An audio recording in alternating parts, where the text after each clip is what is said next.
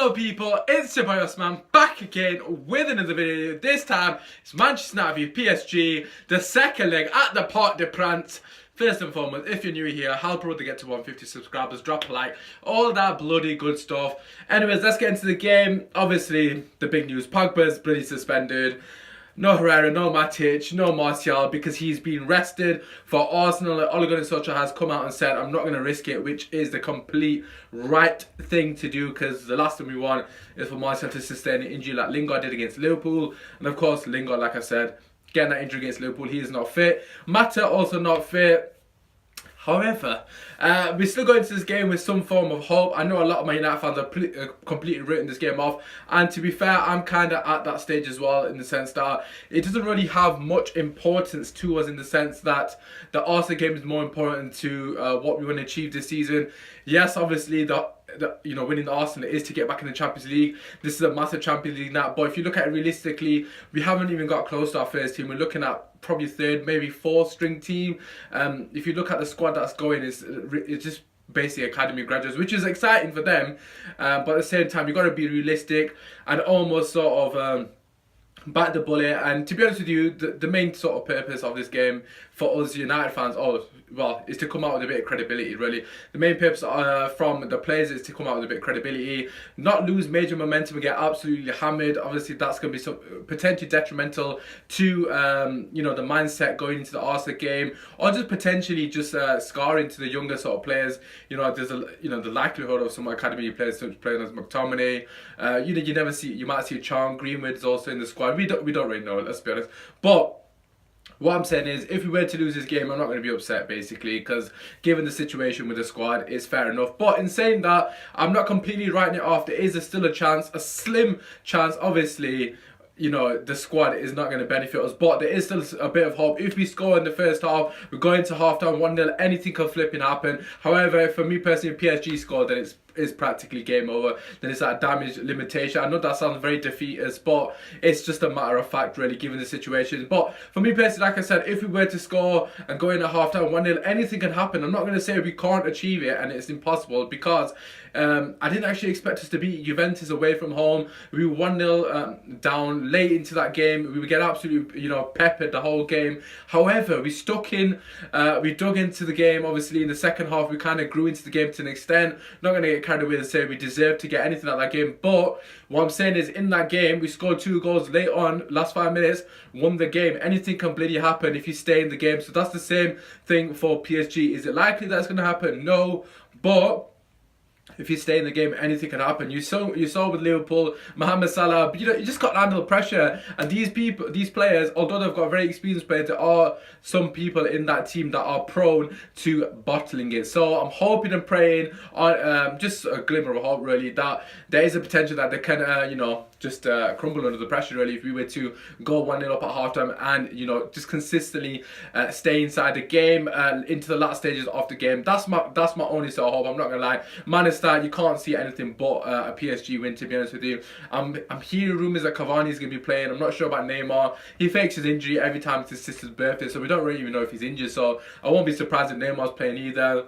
But for me personally, what I took away from that first game, just their defence was absolutely world class.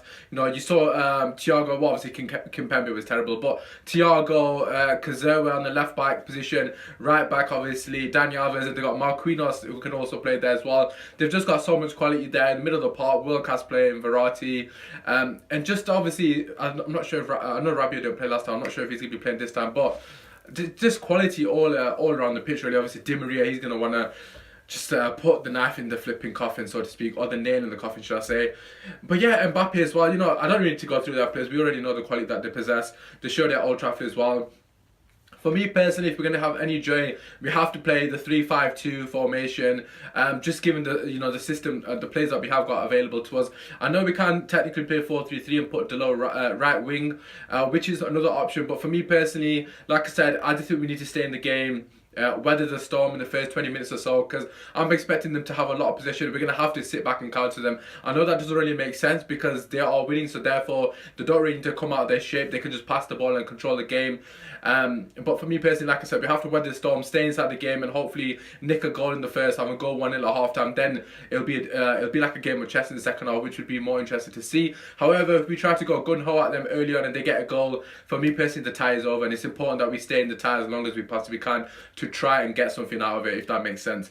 Anyways, bearing that in mind, so I'm going to play a 3-5-2, that's what I do anyways, 3-5-2, obviously when they've got a ball it'll be a 5-3-2, and then obviously when we've got the ball we'll try to break with a bit of speed, which is what we've been doing successfully so far this season. Anyways, in net, David De Gea, no brainer. The back three for me, Bailly, Lindelof, Smalling picks himself. Right wing back, I personally would play Delo. I don't think he will play Delo, so I'm not even going to bother mentioning his name. Ashley Young for me has been absolutely shocking in the last couple of games. I know he scored that important goal against Crystal Palace, but for me personally, as a defensive player, he has not been good enough. Going forward, fair play to him, he's not been bad, but at the end of the day, he's an attacking winger. So I'm not surprised that he's been okay going forward. Even then, his delivery has been piss poor. The amount of times he gives the ball away around when he clips the ball into the channels, it's not good enough. Anyways, left wing back, Luke Shaw, of course. Midfield three, this is basically where the game's going to be won and lost, but our midfield is just, you know, what can I say? We've got 2 academy graduates and Fred, who's barely played. Hopefully, I can't even say it, but hopefully this is him announcing himself to United fans, but it's highly unlikely. But anyways, Fred and McTominay for me in the 2, and in front of them Pereira. We saw it in the second half in our last game against Southampton. Pereira was absolutely fantastic when he went into the number 10 position, which is probably his preferred position. So yeah, them 2 with Pereira in front of them, and then obviously Lukaku and what's his name, Rashford up front. It practically picked itself due to the fact we have got injuries. Like I said, I can see him playing a 4-3-3, obviously taking Bailly out of that team and then putting Delors right wing, Rashford left wing, and then Lukaku up top. I wouldn't be opposed to that, but for me personally, I think that's too attacking.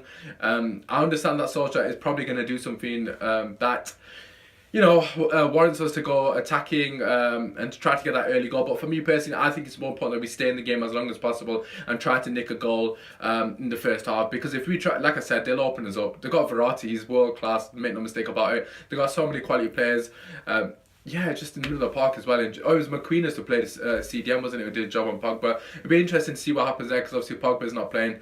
But yeah, just coming back to our team, where can we hurt them? You saw from the first game, Thiago Silva was absolutely fantastic. And for me personally, we have to target Kimpembe, because not only should he have been sent out, but he was just piss poor. He was prone to mistakes throughout the whole game. So if that means Lukaku and Rashford sit on him, just by all means, just sit on him. If Rashford's running in behind, go on Kimpembe's side. Just avoid Thiago Silva because he's fantastic. Daniel Alves again, world-class player. If he's going to be playing, I'm not sure. Marquinhos will go back to right back and Daniel Alves will go on the bench, but we'll just have to wait and see. I think they played a 3-4-3 if I'm not mistaken. But yeah, it'll just be interesting to see how we do it. For me personally, we have to target them. Kurzawa, again, he's someone who likes to get really far forward. There is a potential sort of opportunity for us to try and target that area as well. But like I said, I'm not going into this game with a lot of optimism. If I'm saying anything, I say we've got a 20% chance of getting anything out of this game. For me personally, if you get a result on the night, i.e. draw or win, obviously win on the night, but hypothetically not going through on aggregate, I'll be absolutely over the moon. As long as we avoid defeat on the night, so obviously them beating us at the home ground in this game, I'd be fairly content with that because, like I said, we have got so many injuries. Not making excuses, but look at their team compared to ours. Even with our full team, you would say they got more quality than us. And this is not even our B team. This is probably our D team. Let's be honest. With the midfielder Fred, McTominay, and Pereira. With all due respect to them guys, but you never know. It might be a day for this would be ridiculous, isn't it? If we actually get a win at this. But like I said, you never know. We stay inside the game. Anything can happen. I did not expect you know, what they call Spurs get a result against Barcelona away from home. But yeah, just coming back to the game. We need to move the ball quickly through the thirds. That is very important. That's something that we do not do enough in occasions. I think we kind of ponder on the ball too much. And also, we've got to take more risks. If we're going to get anything out of this game, we've got to hit them quickly on the break as well. The likes of Thiago Silva and Daniel Alves, although they're absolute world-class players, they're starting to get to a bit of an older age. The pace is slightly going. So we need to obviously break at them as quick as possible. And also, they're going to be pushed as far forward as they possibly can. They're going to be playing a high line, which will benefit us massively. I can't see them sitting deep yeah, it won't make sense to me, quite frankly honest with you. Like I said, the fullbacks for me, they're going to be pushed very high up, so that's something that we can exploit, the space in behind, especially in the channels. I'm expecting a lot of balls to be hitting the channel. Hopefully Ashley Young doesn't constantly hit the ball in the channel and not beat the first man, because it really starts to frustrate me. But that aside, yeah, just the midfield, Fred, Pereira, in particular, them two are the most creative players that we have got in the middle of the park. Obviously, McTominay is just there to mop up, so to speak. They need to pass the ball through the bloody lines.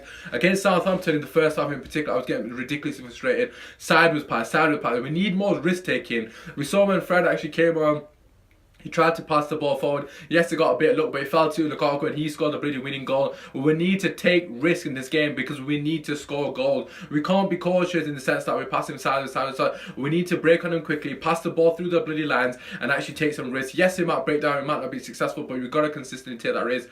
And like I said, if we don't concede in the first half, then we are in the game, in my opinion. Yes, I know it's unlikely that we will get the win, because if they score, the tie is practically over, but you never flipping know. Stranger things happen, and I believe in the lads and the fight back ability that we have shown in the last couple of games, especially in the Solskjaer, that there is something that we can salvage from this game.